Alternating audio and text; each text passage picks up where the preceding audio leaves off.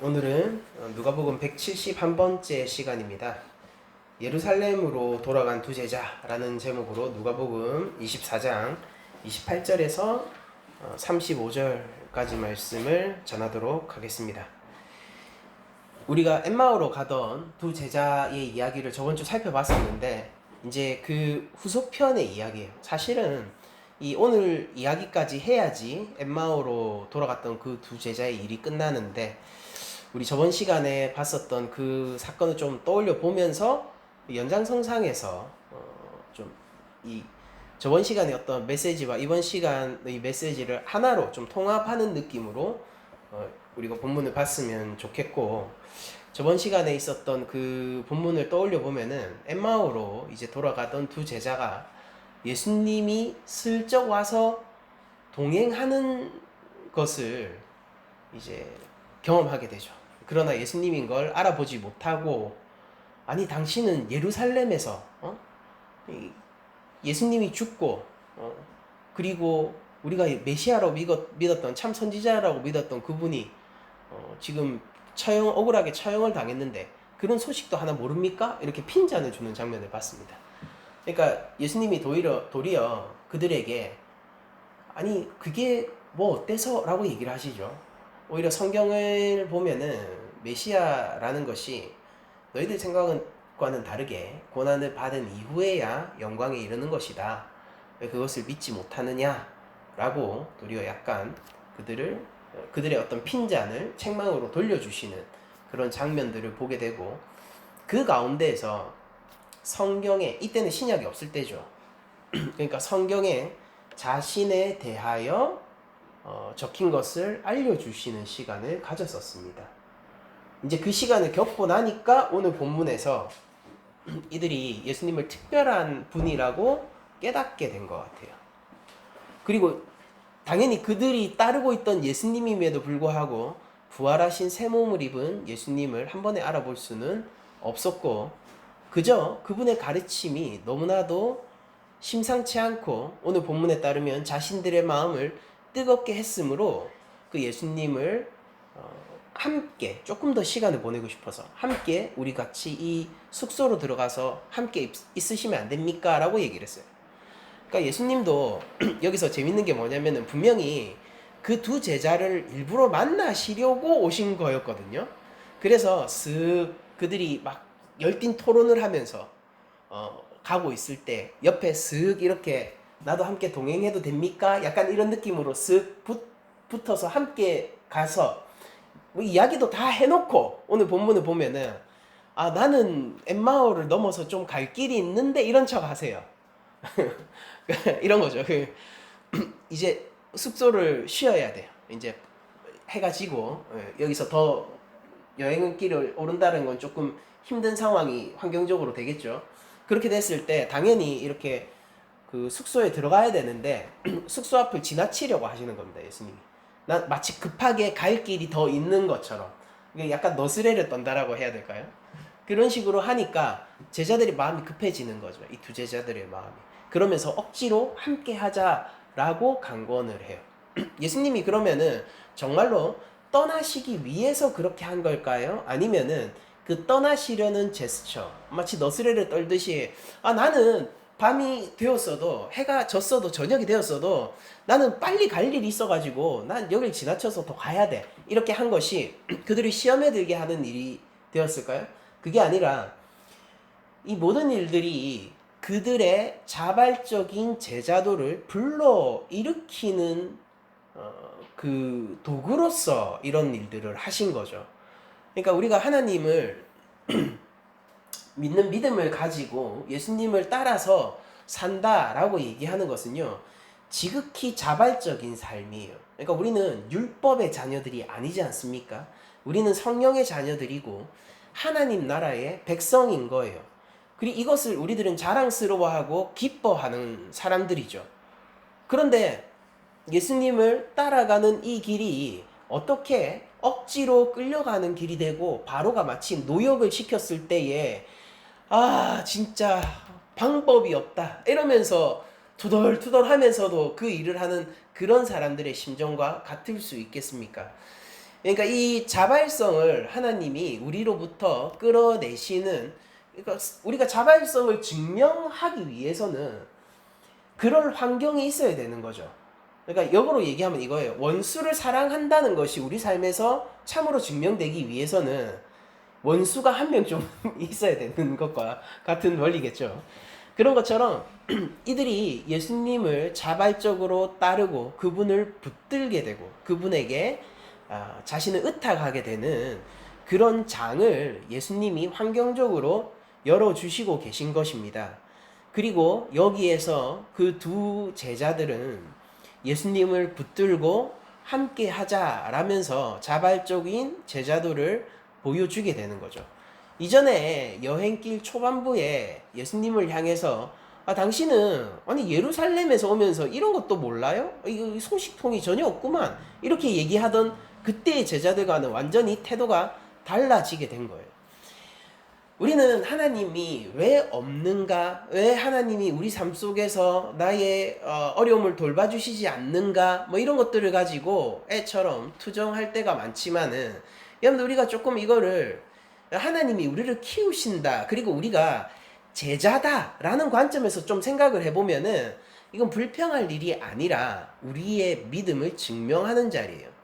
그러니까 우리가 여기서도 좀 잘 생각해야 되는 게 뭐냐면은 하나님은 우리를 시험하시거나 우리를 넘어뜨리기 위해서 일을 하시는 분이 아닙니다. 하나님은 오히려 시험 가운데 넘어진 우리를 구원하시고 위로하시는 분이지 우리를 넘어뜨리는 분이 아니라는 거예요. 그런데 우리들은 때때로 삶에서 내가 생각한 방식대로 하나님이 나를 사랑하지 않으면은, 내가 원하는 방식대로 하나님이 내 삶 가운데 구원을 이뤄가지 않으면은 그게 마치 하나님이 내 삶을 테스트해보고 시험해보는 것처럼 여길 때가 있죠. 그러나 그것은 하나님이 나를 떠난다 라는 뜻이 아니라 하나님이 나에게 칭찬하고 상 주실 기회를 가진다라고 우리가 생각할 수 있는 것입니다. 여러분들, 우리가 상을 받을 때에 어떻게 그 남이 시킨 거, 그런 것들을 억지로 따라서 그리고 마지못해 한 것으로 어떻게 우리가 상을 받을 수 있겠어요? 우리가 상을 받는 것은 기대치 못했지만은 자발적으로 무언가를 했을 때 상을 받는 거 아닙니까? 제가 초등학생 때 저희 반에서 선생님께 공개적으로 칭찬을 받았던, 몇 학년인지 제가 정확하게 기억이 안 나요. 근데 공개적으로 칭찬을 받았던 초등학교 동창의 이야기가 떠오르는데, 걔가 이제 교실에 뭐가 뒤에 있었던, 그때 어항 같은데 물고기는 없었습니다. 근데 그런 게 있고 거기에 식물을 키웠나? 뭐 그랬었던 것 같은데, 그게 떨어져서 깨졌을 때 있잖아요. 그때 자기가 자발적으로 그걸 치웠어요. 그러니까 선생님이 만약에 있었다고 한다면은 그 위험하니까 하지마 이렇게 했을 수도 있겠죠. 그렇지만은 선생님이 없었고 그 자리에서 자기가 치웠습니다. 그 이유는 뭐냐면은 이거 위험하니까 였어요. 그리고 애들은 그걸 구경했죠. 그리고 선생님이 오셨을 때 그 아이의 선한 결단을, 그리고 그 행동을 공개적으로 칭찬했어요. 만약에 선생님이 야, 주번 오늘 누구야? 13번? 13번 저거 치워 라고 해서 치우게 되었다면은 거기 어떻게 칭찬이 있을 수가 있고 상이 있을 수가 있겠습니까? 그러니까 그건 당연한 거잖아요. 당연한 거. 그렇지만 하나님은 우리를 그냥 피조물에 불과한 우리들을 그저 당연한 영역으로 두시기를 원하지 않으세요. 우리를 높이시기를 원하고 우리를 칭찬하시기를 원하고 우리에게 더 큰 것으로 보상해 주시기를 원합니다. 그래서 그 환경을 열어주세요. 성도에게 반드시 필연적으로 오게 되는 믿음 가운데서의 고난의 길이라는 것은 하나님이 우리를 버렸다라는 의미가 아니라 하나님이 우리를 높이시기 위해서 필요한 절차다라고 우리들이 생각하는 편이 성경적인 가르침에 더욱 옳습니다. 그러니까 한동안 우리 그리스도인들 사이에서 만연하게 돌았던 거짓말이 있었어요. 그거 뭐냐면은 예수님 믿으면은 잘 먹고 잘 살고 건강하고 병이 낫고 부자가 된다라는 식의 거짓 복음이었습니다. 거짓 복음이었습니다. 오히려 하나님이 우리에게 약속하신 것은 뭐냐면은 원수들 앞에서 우리에게 상을 주실 것을 약속하셨어요. 하나님이 우리에게 약속하신 것은 뭐냐면은 우리가 당하던 수치를 영광으로 바꾸어 주실 것을 약속하셨습니다. 그 말은 뭐냐면은 우리들은 원수의 핍박을 받게 되는 것이 선행한다는 걸 의미하고 우리는 예수를 믿는 믿음 때문에 수치를 당한다는 것이 전제되어 있는 이야기죠. 이게 오히려 성경의 약속이에요. 우리들은 미쳤지. 근데 이게 좋다고 따라온 사람들이고요. 신랑 예수님은 스스로 십자가 위로 오르셨습니다. 그 어떤 제자도 스승보다 낫지 못하다고 예수님은 얘기를 하셨고 예수님은 각기 제 십자가를 지고 나를 따르라 라고 얘기를 했어요. 나를 따르라.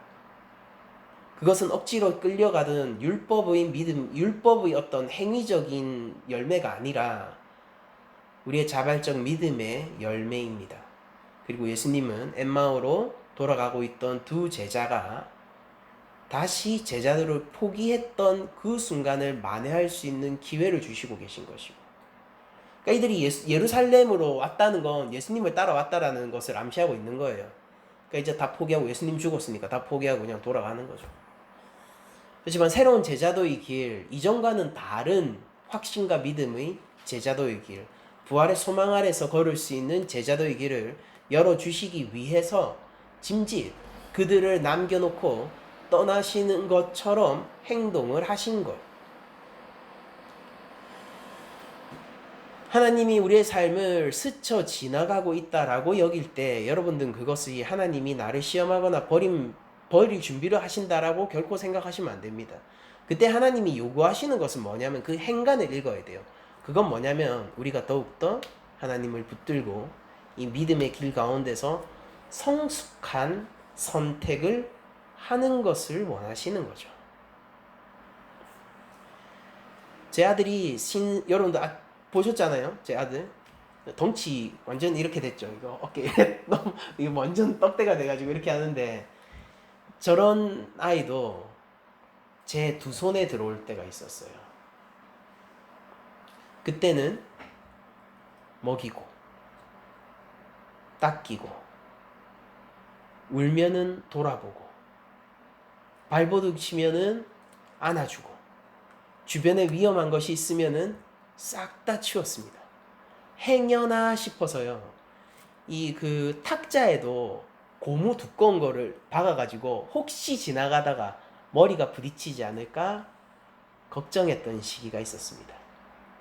그러나 이제 제 아들은 탁자보다 훨씬 큰 아이가 되었고 그리고 이제 떠먹여주지 않아도 스스로 떠먹을 수 있는 아이가 되었고 위험한 것이 있으면 제가 치우는 게 아니라 위험한 거를 건너뛰어서 달릴 수 있는 아이가 되었어요.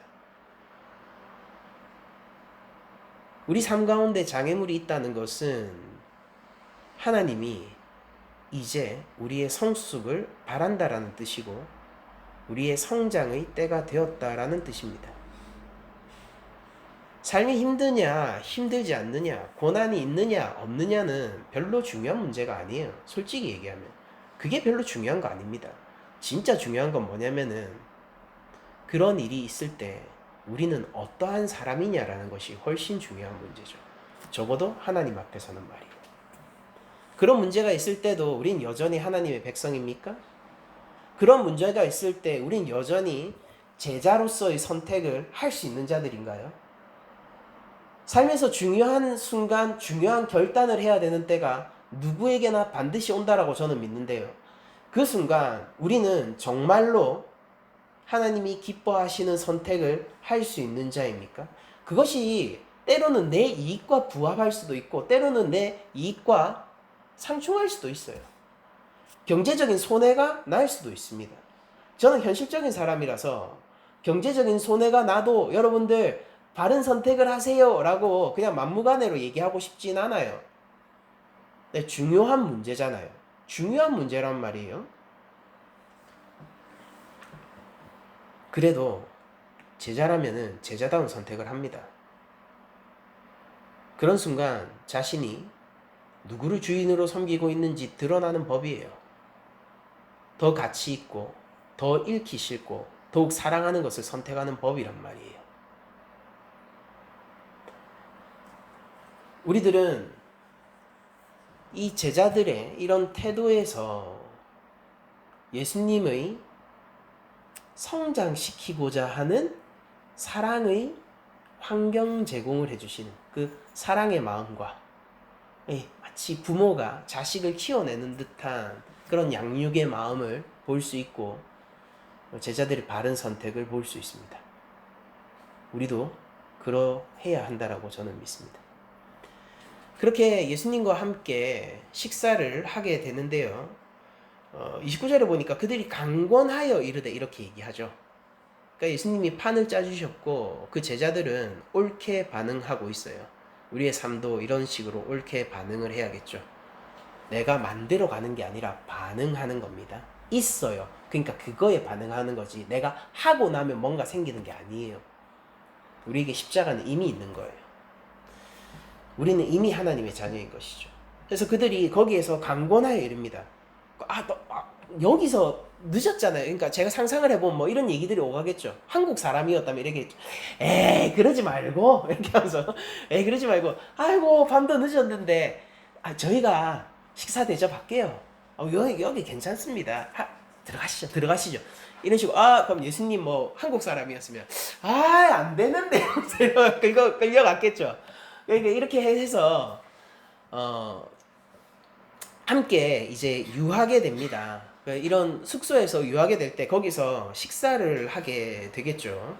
그래서 밤이 늦었을 때에 그들이 함께 유하러 들어가셨을 때에 30절에 보니까 그들과 함께 음식을 잡수신다라고 하고 있죠. 이렇게 그 식사 자리를 가지실 때 떡을 가지고 축복 기도를 해주세요.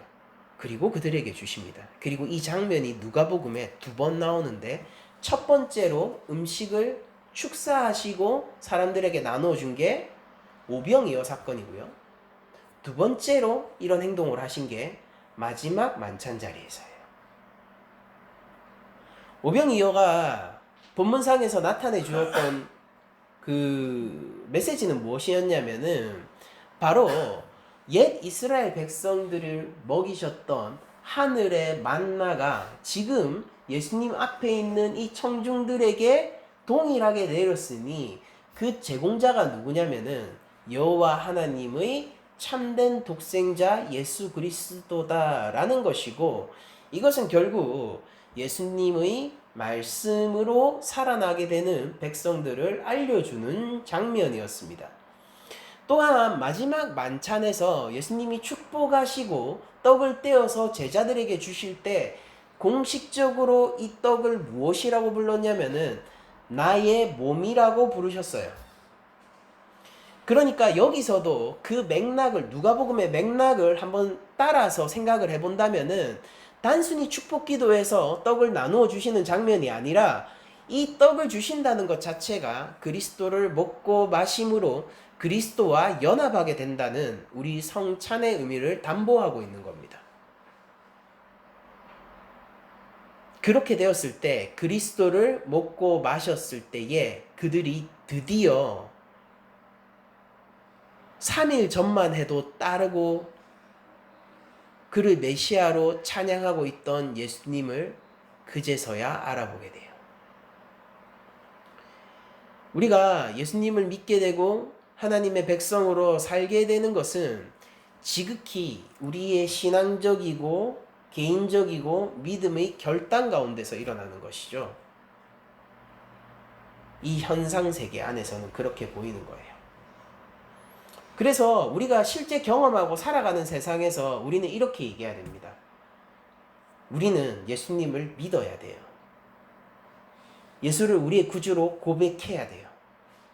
이 믿음을 위해서 싸우고 투쟁하고 그리고 이 믿음의 성숙을 위해서 우리는 죄를 미워하고 하나님을 사랑하는 방식의 삶을 살아가야 합니다. 그것이 우리 교회 차원에서 우리가 살아가고 느끼고 있는 피조물 세계 차원에서의 감각이고 여기 안에서의 가르침이 될 수 있겠죠. 그러나 더 큰 차원, 하나님의 차원에서 생각을 해보면은 우리들이 감각할 수 없고 우리들의 인지로서 담을 수 없고 우리가 그런 식으로 행동하거나 살아갈 수 없는 그 하나님이 계신, 인간으로서는 할 수 없으나 하나님은 하실 수 있는 그 하나님의 관점에서 이것을 보게 되면은 어떻게 고백할 수 있느냐면은 우리의 믿음은 하나님이 주시는 선물인 것이죠. 엠마오로 가던 두 제자들은 예수님을 강권하여 초대하고 식사 자리에 함께 함으로써 부활하신 예수님을 알아보게 되었습니다. 그러나 그 사건은 동시에요. 이게 50, 50 이런 것도 아니고 100, 100. 동시에 어떤 함의를 가지고 있냐면 주께서 생명의 떡을 주셨기 때문에 그 자리에서 믿음이 발생한 것이죠. 여러분들 이 장면을 보세요. 이들이 부활에 대한 소망과 믿음을 가지게 되고 예수님에 대한 새로운 차원의 제자도로 들어가게 되는 장면이 엠마오로 돌아가는 두 제자의 이 스토리 가운데서 나오게 되는데 여러분들 이것은 엠마오로 걸어가던 두 제자들의 바른 행동과 바른 결단 때문입니까? 전적으로 그러하죠. 또 동시에 이 장면은 그들과 상관없이 주께서 마련하시고 주께서 이끄시고 주께서 책임지신 자리입니까? 전적으로 그러하죠. 저는 지금 논리를 얘기하려고 하는 게 아니에요. 하나님은 우리의 논리보다 크신 분이기 때문입니다. 저는 논리를 얘기하려는 게 아니라 현상적으로 이렇다라는 것을 얘기하고 존재론적으로 이거를 우리 파악하고 싶을 뿐인 거예요. 제자도의 길은 무엇이냐면은 주께서 부르시고 주께서 세우시고 주께서 가게 하시고 주께서 보증하시는 전적으로 주와 성령에게 속한 길이지만은 또 한편으로 전적으로 우리 개개인에게 달려있는 길이며 더 나아가서 우리 교회 공동체 이 하나로서 한 지체로서 한 몸이란 뜻이에요. 이 몸으로서의 우리 공동체의 책임이고 우리 믿음의 책임의 영역 가운데 있는 길이기도 한 것이 제자도의 길인 것입니다. 그러므로 우리는 이 양가적이고 논리적으로 합쳐지지 않는 이 사실을 믿음으로 품고 이 가운데서 행해 나가야 하는 것입니다. 여러분들 삼일체는 논리가 아니죠. 논리가 아니에요. 이건 뭐에 더 가까운 겁니까? 관찰되어지고 고백하는 거에 더 가깝죠. 천문학자들이 이런 거 잘하죠. 우주의 거의 대부분이 암흑 물질이에요. 그렇게 고백합니다. 그렇게 관찰되어져요. 근데 물어보는 거예요. 그럼 암흑 물질은 뭐예요? 뭘로 이루어져 있어요? 그때 과학자들이 뭐라고 하냐면은 계산상 나오는데 있는 게 확실한데 뭔지는 몰라요. 이렇게 얘기합니다. 그럼 우주의 몇 퍼센트 정도가 암흑 물질입니까? 라고 하면은 거의 전부예요. 97% 정도예요. 와, 그러면 우주에 원래는 아무것도 없다고 생각했던 그 어두운 공간들에 물질이 있는 거예요? 물질이 있는 건데 그게 물질인지도 사실 잘 몰라요. 이렇게 얘기할걸요? 정직한 태도죠. 믿음의 정직한 태도는 무엇이냐면은 이 믿음이 전적으로 하나님의 선물이라는 것을 고백하고 인정하는 것과 동시에 우리 차원에서도 고백하는 거예요. 우리 현실적 차원, 교회의 차원에서도 이 믿음을 결단하고 믿고 살아가고 순종하기로 끝까지 마라톤을 달리듯 표대를 향해서 달려가는 삶을 살아나가는 거죠. 마음 먹는 게 아니에요. 그렇게 살아나가는 거죠. 사랑하기로 결단하는 게 아니에요. 사랑하는 거죠. 하나님을 찬양하기로 인지하고 이해하는 게 아니에요. 실제 찬양을 하는 거죠. 우리 영역인 거예요. 그게 우리의 책임이고 자발적으로. 그래서 이 예수님의 갑자기 사라진 이 모습이 예수님이 부활하시고 난 이후에 우리가 입게 될 새 몸에 대한 암시적인 힌트들을 주는데, 그러니까 모르겠습니다. 이 신비죠. 그러니까 없어졌어요. 앞에서 지금 축복기도 하시고 딱 줬는데 먹고 하고 딱 보니까 없는 거예요. 이 경험을 무엇이라고 설명할까요? 그냥 이거는 설명되어지는 게 아니라 경험한 것이고요. 그들은 이분이 주님이라는 것을 떡을 먹고 나서 알게 됐지만은 사실은 그게 언제부터 시작됐냐면은 말씀을 통해 그리스도가 이렇게 예언되었다라고 설명해 주실 때부터 시작되었죠.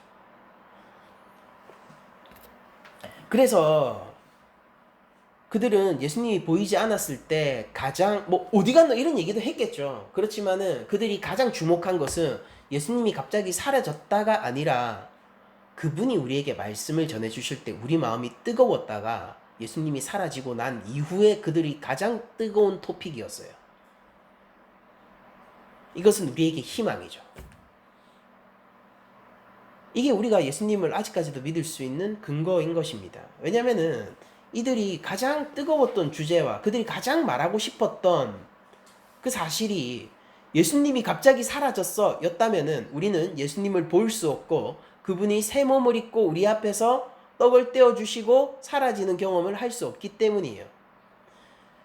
그런데 우리는 이들과 같은 경험을 공유하게 되고 우리는 같은 현장에 있지 않았지만은 같이 공감할 수 있는 자들이 되었는데, 그 이유는 무엇이냐면은 성령님이 우리 가운데 계시며 그 성령님이 하나님의 말씀으로 역사하고 사역하고 계시며 우리들은 하나님 말씀을 통하여서 하나님과 만나고 교제하고 주님을 만나고 교제하고 내 안에서 예수 그리스도를 형성해 나감으로써 주를 쫓아가는 제자가 될 수 있기 때문이에요.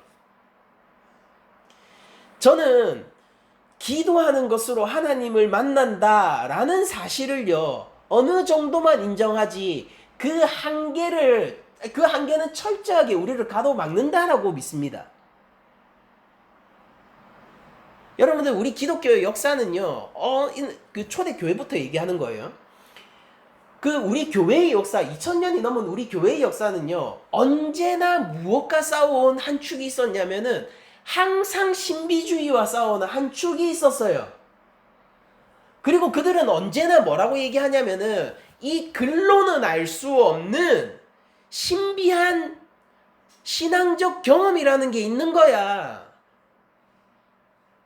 한때 방언을 해야지 구원을 얻는다라는 아주 오만한 얘기까지 한국교회에 떠돌았던 사실을 우리들이 다 경험하지 않았습니까?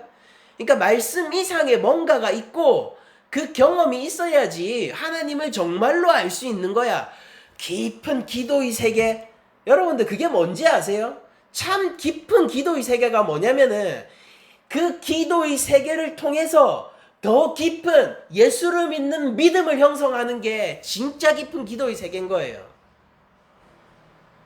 그러니까 사람들은 자기 중심인 것이죠. 성경은 끝없이 하나님 중심으로 얘기하고 있지만 사람들은 누구나 철저하게 이기적으로 자기 중심으로 생각하는 거예요. 내가 무엇을 경험했는가? 아니에요. 주께서 무슨 일을 하셨는가예요. 내 안에 뭐가 있는가? No! 그분이 누구신가라는 거예요. 내가 뭔가를 가지고 있으면 그게 꽤나 소망이나 됩니까? 거룩하신 하나님 앞에서요? 성경이 그것을 가르치는 거예요. 내 안에 깊은 깨달음이 있고 내 안에 깊은 영적인 체험이 있고 이러면은 하나님 앞에서 안전한 겁니까? 정말로요? 정말 그걸 믿는 거예요? 꽤나 그런 것들이 있으면은 하나님의 형상인 우리 이웃들을 깔보고 내려보면서 그들 위해서 내가 더 영적인 리더인 양 군림할 수 있는 거예요? 모든 것을 버리고 십자가로 오르신 예수님을 따른다는 사람들이요? 그게 정말 가능합니까? 주께서는 종의 형상을 입고 그 가운데에서도 그 수치 가운데에서도 더욱 고난을 받으셔서 십자가에 오르시는 것으로 그 제자들을 구원하고 우리를 구원하셨는데 그 알량한 체험 몇 개로 남들보다 모르는 신비를 보고 있고 너희들을 가르칠 수 있고 정죄할 수 있다라고 얘기하는 그들의 말을 정말로 우리가 믿을 수 있는 거예요? 제일 중요한 게 뭔지 아세요? 내가 제일 중요했으면 기독교는 성립하지 않아요. 중요하지 않은 나를 하나님이 중요하게 여기시고 구원한 게 중요한 거예요. 그러니까 하나님이 어떤 마음을 품으셨는가가 더 중요해요. 예수님이 어떤 분이신가가 더 중요해요. 그 십자가가 어떤 제사인지가 훨씬 중요하단 말이에요. 나로 인해서 담보되는 게 아니란 말입니다. 오직 우리의 구주를 통해서 담보되는 게 기독교인 것이고, 그렇게 됐을 때 우리는 뭘 바라봐야 되는 겁니까?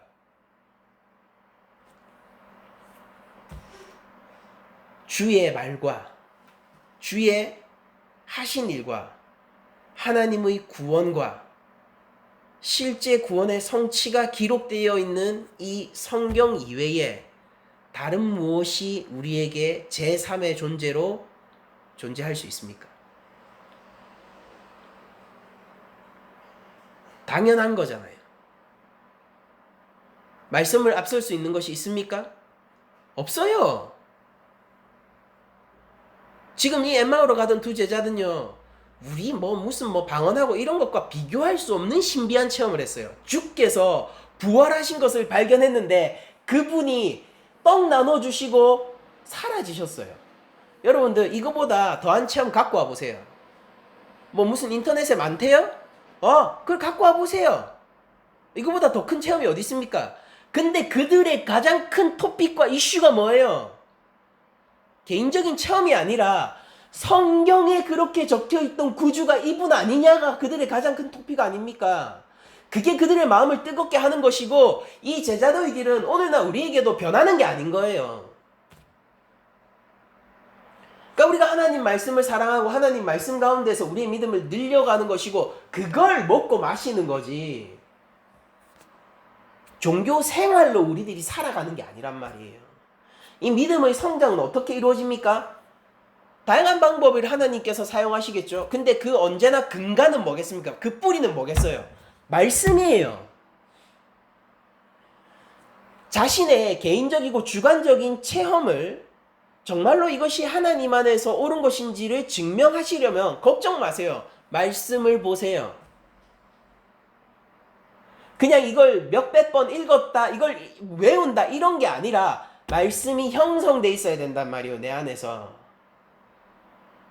몇 독 했는지가 왜 그렇게 중요한 거예요? 제가 훨씬 관심 있는 것은 이 말씀이 실제 그 삶 안에서 얼마나 형성되어 있는가가 훨씬 저는 중요해 보인단 말이에요. 1독만 해서 가능하면은 그냥 1독 하고 마는 거죠. 100독 해도 안 되면은 그 100독에 뭐가 의미가 있습니까? 유대인들은 모세오경을 외우는데 말입니다. 말씀을 읽고 말씀 안에서 우리들이 믿음을 성장시킨다라고 얘기하는 거는 통독 몇 번 했니의 내용이 아니라 주의 말씀을 듣고 순종하는 삶이라는 뜻이에요. 그 객관적인 기준이 여기 기록되어 있다니까요. 주의 십자가가 무엇인지 알고 싶습니까?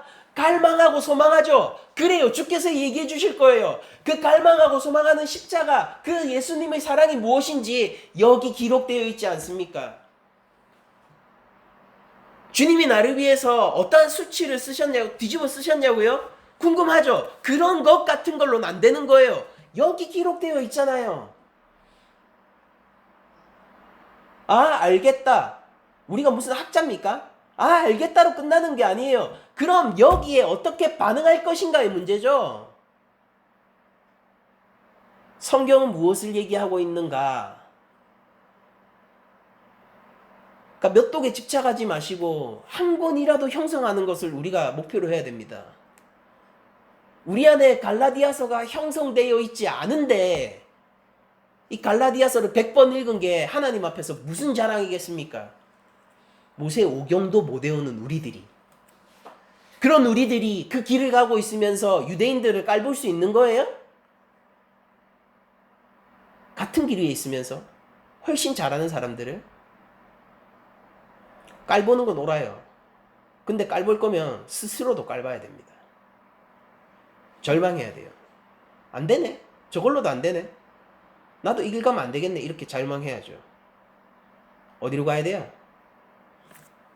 말씀을 사랑하고 경외하고 형성하여 주 예수 그리스도를 만나고 내 안에 예수님을 형성하는 그 삶으로 가야 되는 거예요. 전인적인 삶으로 가야 되는 거죠. 그러니까 강단에서 제가 아쉬운 것들이 뭐냐면은 성경으로 돌아가야 된다라고 하는 게 통독의 영역으로 돌아가야 된다는 것처럼 느껴질 때가 많단 말이에요. 우리 북한에 있는 형제들은 두세 권의 성경으로 믿음을 증명하는 사람도 있습니다. 쪽복음이라고 부르죠, 우리가. 그거 제가 본 적이 있는데 오역도 있어요, 그 안에.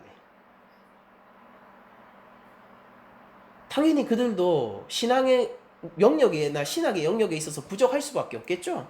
그럴 수밖에 없을 거예요. 그렇지만 저는 그들을 나의 형제자매라고 부르는데 조금도 스스럼이 없습니다. 그들은 그 말씀을 형성하며 발버둥 치며 살기 때문이고, 그것이 모자라고 오류가 있을지라도 그들의 구원과 우리의 형제됨은 그들 안에 무언가를 갖고 있는가에 의해서 형성되는 게 아니라 우리의 머리 대신 예수님에 의해서 형성되기 때문이라는 걸 믿기 때문이에요. 우리 눈을 돌려야 돼요. 속지 마세요. 복음으로 돌아가야 됩니다. 눈을 돌려야 돼요. 너는 그거는 믿음 다음의 얘기예요. 그 모든 것들은. 그래서 이들은 이 말씀 가운데서 십자가를 비로소 이해하게 되고, 왜 우리의 구주께서 고난을 받으셔야 했는가, 우리 저번 시간의 내용이었죠. 그것을 비로소 이해하게 된 이후에 그들이 새로운 제자도로 그 레벨이 한층 성장하게 되어서 예루살렘으로 돌아가게 됩니다. 예루살렘으로 돌아가서 하는 일이 뭐냐면은 그들이 체험하고 본 것을 증인으로서 사람들에게 알리는 일을 하고 있는 거예요. 증인으로서요. 이들이 처음이 어땠습니까? 소문을 듣던 사람들이에요. 그런데 이제는 증인이 되어서 사람들에게 주께서 나에게 나타나셨다를 알리고 있다고요. 그런데 어찌된 일인지 그 여행길 가운데에서 어쨌든 뭐 시간상의 순서 이런 건 모릅니다. 주께서 광범하게 뭐 동시에 나타나셨는지 어땠는지 모르겠지만은 어쨌든 그 사이에 시몬 베드로에게도 주께서 나타나신 거예요. 그래서 자기들이 베드로가 증언하고 있는 그리스도의 부활을, 예수님의 부활을 덧붙여서 부활의 증인이 되는 그런 행위를 하고 있다라고 누가복음이 기록하고 있단 말입니다. 그러면은 이 베드로와 엠마오의 두 제자들이 예수님 부활의 증인이 되었던 그 증인들이 오늘날까지도 이어지고 있는데, 그게 바로 우리란 말이죠. 예수님 어떻게 생겼는지 우리 모르지 않습니까? 다만 굉장히 고생 많이 한 것처럼 생겼다는 거는 알고 있어요. 근데 그 이상의 어떠한 단서도 없습니다. 예수님 키 얼마인지 모릅니다. 그분의 음성의 톤이 어땠는지 몰라요. 우리가 아는 거는 그분의 손자국에 구멍이 나 있고 옆구리에 창자국이 나 있다는 거는 알아요. 근데 그 이상의 정보가 없습니다. 예수님 머리 길었는지 짧았는지 몰라요. 수염 있는지 없는지 모르죠. 다만 당시에 일반적인 삶의 행태, 복장 행태를 볼 때 그랬을 거다라고 추정하고 있는 거죠. 그러면은 예수님에 대해서 우리가 얼굴도 모르고 키도 모르고 목소리도 못 들어본 우리들이 부활의 증인입니까? 부활의 증인이에요. 우리들이 봤습니까? 현장에서 보진 않았지만은 우리들은 봤어요. 무엇을 통해서요? 성령의 조명 아래서 성경을 통해서 봤습니다. 증인이 돼야 돼요. 제자는 기본적으로 증인입니다. 그러니까 여러분들은 만나보지 못했던 예수님에 대해서 얘기할 수 없을 거예요. 그리고 여러분들이 소문과 소문을 더해서 예수님을 형성하고 예수님은 이런 분이다 소문을 듣고 얘기하잖아요. 그러면은 누구나 알게 될 거고 나중에 모든 사람들을 속이더라도 주께서 이렇게 얘기하실 거예요. 나더러 주여 주여 하는 자마다 구원을 얻는 것이 아니다. 불법을 행하는 자야 떠나가라 라고 얘기를 하실 거란 말이에요. 중요한 문제잖아요. 중요한 문제란 말이죠. 우리들은 지금 예수님을 만나고 뵙고 그분의 부활을 보고 그 십자가 위에 서신 예수님을 바라보고 빈 무덤을 바라보고 부활체로 나타나신 예수님을 바라보고 그것으로 옳게 반응을 해야 됩니다. 지금 여기서요. 그것이 부족할 수 있어요. 부족할 수 있어요. 그러나 반응해야 돼요.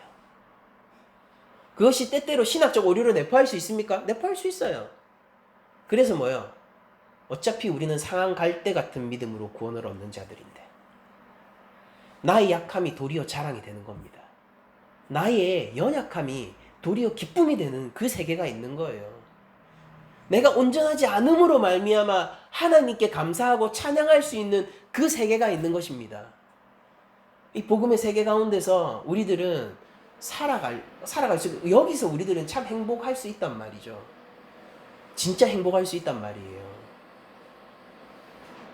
만약 누군가가 많은 것을 얻는 것이 행복하다라고 얘기를 한다면은 여러분들 우리보다 많은 것을 얻은 사람이 누가 있습니까?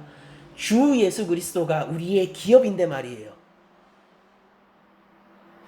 누군가가 참 많은 큰 거를 받는 게 아니라 뭐 크든 작든 자주 받아야 돼. 정량적으로 이렇게 그렇게 해야지 행복해 라고 얘기를 한다면은 그러면은 우리보다 자주 받는 사람들이 어디 있어요? 24시간 성령의 공급을 받고 있는 우리보다 행복하기에 합당한 사람들이 누가 있냔 말이에요.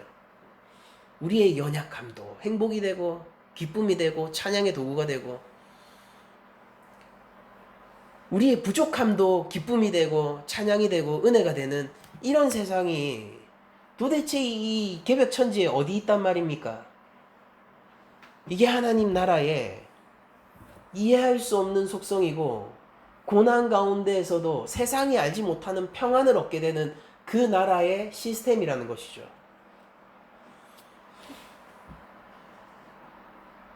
우리들은 우리가 알고 있는 하나님을 드러내고 나타내며 살아가는 겁니다. 입술로, 삶으로 드러내고 나타내며 살아가는 것이죠. 우리의 삶이 왜 빈약하냐면요. 우리가 모자라서 라기보다는 우리가 하나님을 몰라서 그렇고요. 우리의 제자된 삶이 왜 빈약하냐면은 없다고 얘기하는 게 아니에요. 왜 어리고 빈약하냐면은 우리의 결단이 약해서가 아니에요. 예수님을 몰라서 그렇죠. 그리고 이 모든 근원적인 문제에 어떤 문제가 있는지 아세요? 성경을 통독 레벨로 낮춰버리고 이것을 하나님의 말씀이라고 부르면서 경외하지 않고 성경은 성령님이 지으셨어요 라고 얘기하면서 성령의 이끄심을 성령의 요구를 화답하려는 마음이 없는 우리의 죄악 때문입니다. 적어도 우리 낮은 자리 교회에서는 이 말씀을 경외하고 이걸 통해서 우리 안에 각 권을 성경에 최소 단위는 한 권이에요. 한 절 아닙니다. 시편은 한 편이고 한 권이 최소 단위예요. 누가복음을 형성해서 이 가운데 순종하는 것을 우리 교회는 목표로 할 거고 몇 독 했는지 궁금하지도 않습니다. 자랑하지도 마세요. 다만 그것을 보여주십시오. 정말로 제자입니까? 정말로 주 예수 그리스도가 우리 가운데 형성되어 있습니까? 우리 낮은 자리 교회의 머리는 참으로 구주 되신 예수님이 맞습니까? 그거 말고 안 궁금해요. 여러분들 기도 하루에 몇 분 했는지 말하지 마세요. 궁금하지도 않고 그거 자랑도 아니에요. 쉬지 말고 기도하라 24시간 기도하는 그 말에 응하기 전까지 여러분들 그 어떤 것으로도 자랑할 수 없는 거 아닙니까? 다만 그 기도가 순종의 기도가 맞습니까? 그 기도를 통해서 하나님을 더욱더 의지하게 되었나요? 그 기도를 통해서 주께서 가르쳐준 기도의 본인 그 나라와 의를 구하라는 그 기도를 할 수 있는 사람이 되어가고 있습니까? 기도를 하면 할수록 하나님 나라와 의를 사랑하고 그것을 욕망하고 그것을 예배하는 사람들이 되어가고 있습니까? 저는 그거에는 관심이 굉장히 많아요. 근데 여러분들이 몇 시간 기도했는지는 하나도 안 궁금해요. 헌금 얼마 했는지 궁금하지도 않습니다. 근데 제가 관심 있는 건 이거예요. 돈뿐만이 아니라 우리가 가지고 있는 모든 것이 하나님의 것임을 아는 청지기적인 정신과 그 삶의 고백으로 살아가고 있습니까? 얼마 헌금했는지 얘기하지 마세요. 궁금하지도 않고 자랑도 아니에요. 다만 여러분들 먹고 마시는 것도 주를 위해서 하고 있는지는 매우 궁금합니다.